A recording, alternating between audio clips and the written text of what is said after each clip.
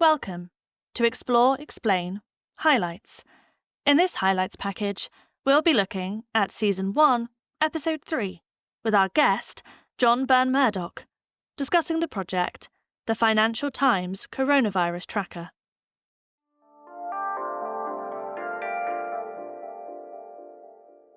I and the FT as a whole take that extremely seriously. So I think people sometimes see charts like this and think they've just sort of been thrown together and that the annotations are just sort of me thinking out loud. But to give an idea of some of the stuff behind the scenes there, so I've had phone calls over the last week or so with our correspondents out in Beijing. I'm speaking to our team of reporters in Tokyo. I speak to our team in Germany and in Spain. And that's all because whenever I'm saying anything alongside these charts, or of course in the charts in terms of annotations and titles, I need to know that I'm saying something that is true and not just, what my novice in terms of the subject matter, my novice eye has picked up on. So I talked to the Spanish correspondent about, why do we think Spain's case numbers and death rates are looking particularly high at this point in time. I asked the Japanese correspondents why they think Japan has done relatively well so far at containing the virus, given that it's not necessarily the same as Hong Kong and Singapore, where they acted very early and stringently. And I talked to the Chinese correspondent about how much we can trust China's numbers and any other things that she's picking up on the ground out there. So just within the FT, there's a hell of a lot of conversation all the time about what's going on the ground, and therefore, each of these annotations, a lot of work goes into that wording. And then similarly, in terms of epidemiologists and that kind of thing, it's been one of the sort of surreal experiences about this really taking off on social media, is I now have dozens of epidemiologists and medical doctors messaging me and emailing me every day with thoughts and suggestions on this stuff. So that's, and this is people who are doing their own research for very high profile organizations, and some of them, just saying that they enjoy the charts, which is always great to hear, but then that almost always comes with a, have you considered also doing X? Yeah. And that's fantastic, because, even there are some cases where I can say I have considered and chose not to for this reason, but there's obviously a hell of a lot of cases where they're opening my eyes to interesting things I hadn't considered. They're highlighting things that I've maybe I could be misinterpreting. We're talking about different visual treatments. So yeah, that's been one of the brilliant things about this. There was one particularly nice moment where I got an email from an epidemiologist at Johns Hopkins, who I actually had I'd started following her work a few years ago when she was doing brilliant visualizations on the Ebola outbreak. So sort of the circle was complete in that sense. But yeah, I'm both on the sort of journalistic on the ground reporting side and on the epidemiology and medical side of this. There are literally dozens of conversations I'm involved in every day about trying to make sure this stuff is all absolutely watertight, not just in terms of the data, but the narrative. And obviously, one of the things I'll sometimes do with the graphics that I tweet out is I'll put a little sort of scrappy annotation layer on the top that I always try to do in bright red, which is my way of trying to signal that this is a sort of more back of the envelope style thing. And so one of those things I did a week or so ago was to show where the UK's death numbers might end up sort of a week or two down the line. And I did that just by drawing a straight line on the chart, and a scientist got in touch with me saying that, that was pretty sloppy, and if I was going to do any forward projection on the line, I should base it on a proper model. And of course, in terms of basically everything she said was completely correct. But my argument was that my sort of red pen scrappy version was only intended to be a rough approximation. Yeah. And had I been publishing that annotation as an FT annotation, it would have been, we would have either not done it at all or done a full regression model to draw where that line should be. Now, of course, someone might say, well, they're just looking at some charts on Twitter. How are they meant to know what's an official FT annotation and what's my rough annotation? So that was a fair point. But again, those kind of discussions are great because it means next time I'll not do that, or I'll know how to do it better and that kind of thing. is, because of the way this stuff works at the FT, every time these charts are uploaded to the site, anyone who wants to use one of them in their story can do. And similarly, we all have a shared drive on Google Drive, so that anyone can grab the latest sort of vector graphics from my latest update and can tweak them. So, for example, today we've got people looking at a story on the relationship between testing and numbers of cases.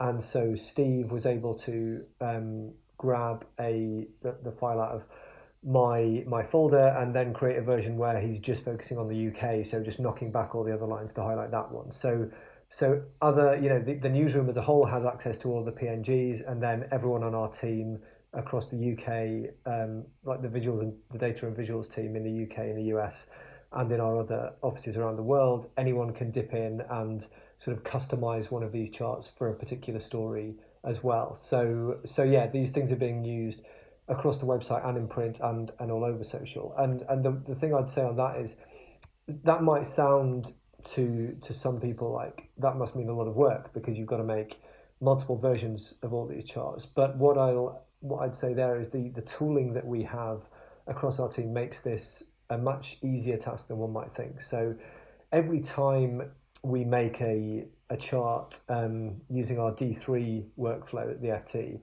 that will automatically generate up to 7 different formats of that graphic. So you'll get the mobile, desktop and extra large web versions of a graphic. You'll get the social media the optimized version, you get the print graphic, and you get a version made for use on our video channels.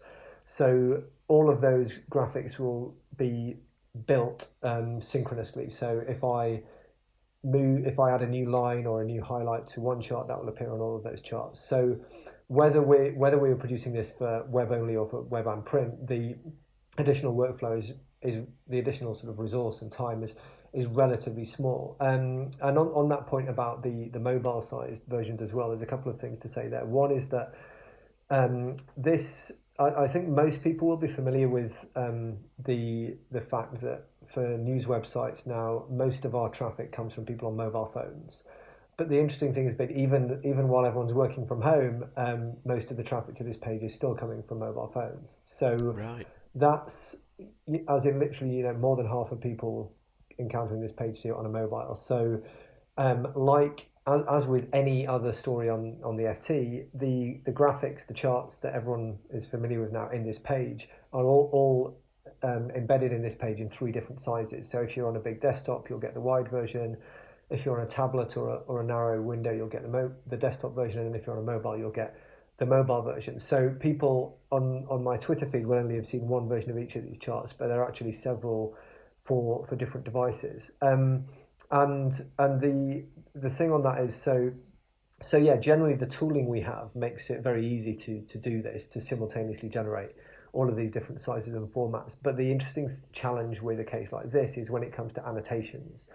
So label positioning obviously is it's a whole sort of field of research, like automatically placing text labels. But that becomes even more of a challenge when you're trying to position labels automatically and neatly across different devices and aspect ratios. So that's another case where I've sort of been iterating, and we might come to this later on in the segment, but trying to essentially get this down to a well-oiled machine such that annotations on mobile so annotations on something 300 pixels wide and then something 1200 pixels wide can be done with minimal fine-tuning of each one. But yeah, I'm sure we'll come on to that later.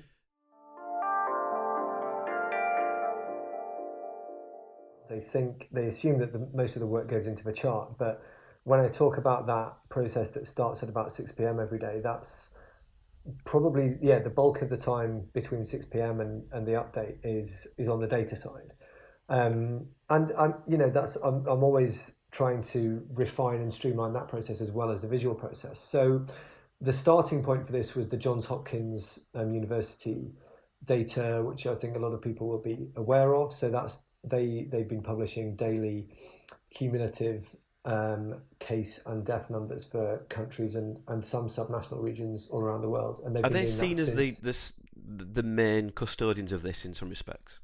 I think they certainly, yeah, I think they're the source that most people are familiar with, and certainly for the first month or so, they were very much just considered as the place to go. So before I got involved in this page at all, before we'd conceived of the trackers, and when Stephen Cale were running it, the Johns Hopkins data was just seen as the gold standard source that we used. But then there've been a couple of things over time that has changed that. So one is that, and this is absolutely not a criticism of the Johns Hopkins team, because they do amazing work, and this data wouldn't exist if it wasn't for them. But there was a period when the country names were being changed almost every night. So we'd go from sort of Iran to Iran, Islamic Republic of, or Korea Right. brackets South to Republic of South Korea. So there were little headaches like that. And then there was a period when they changed from reporting the US data at county level to state level. And I think for a while they did both. And so there was,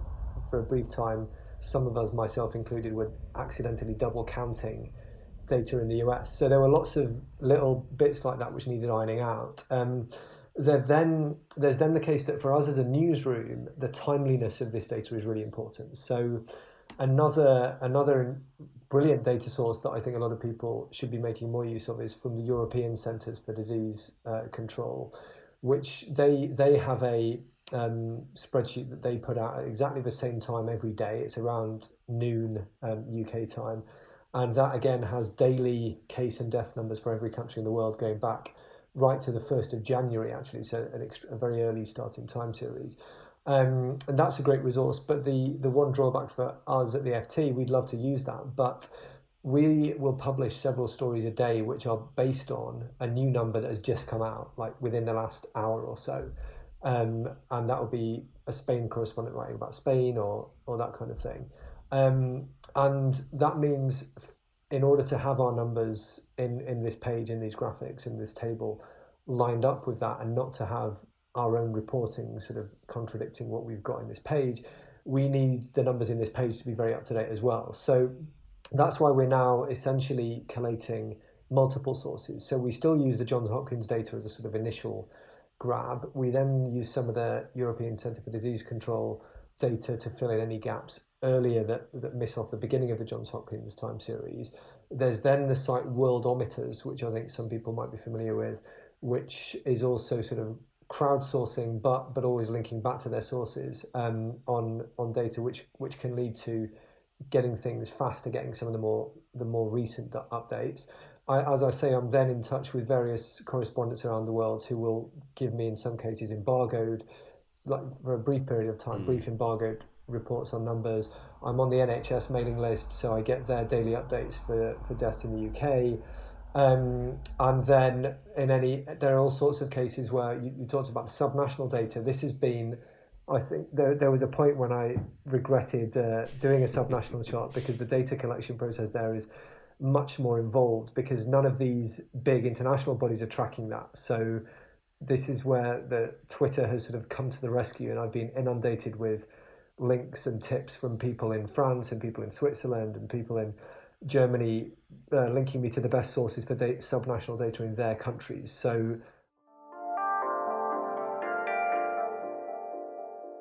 because numbers come out and we're looking at hundreds of people having died in a 24-hour period, and that's that's a huge tragedy affecting hundreds of families and in some cases whole communities, and the environment in which I'm working on this story is one of it's deadlines and getting stuff out there. So I'm seeing these numbers in a spreadsheet and I'm thinking I need to get this done, and of course what I'm seeing is the result of hundreds of deaths. So yeah, it's a pretty surreal thing to be involved in, and similarly, when I'm writing the words around the story or the chart titles or the tweets, again, it's about getting across this urgency and importance of the data, but doing so in a way that is not that doesn't just turn this into a scoreboard.